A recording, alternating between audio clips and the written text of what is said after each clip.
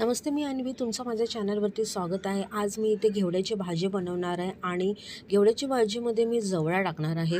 तर कढई घेतली आहे. कढईमध्ये तेल टाकलं, कांदा, मिरची आणि जवळा टाकला आहे आणि हे छानपैकी मी हे परतून घेतलेलं आहे. त्याच्यामध्ये मी एक बटाटा टाकलेला आहे बारीक चिरून.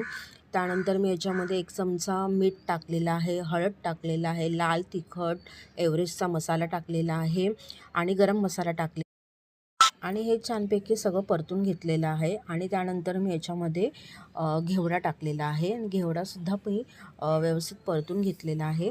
आणि याच्यामध्ये मग मी थोडंसं पाणी टाकलेलं आहे आणि त्यानंतर मी याच्यामध्ये वाटण टाकलं आहे आणि वाटण छानपैकी परतून घेतलेलं आहे आणि त्याच्यामध्ये मी पाणी टाकलेलं आहे आणि त्यानंतर ह्याच्या 3 शिट्या करून घ्यायच्या आहे. आणि ही भाजी खायला खूपच चविष्ट अशी झालेली होती.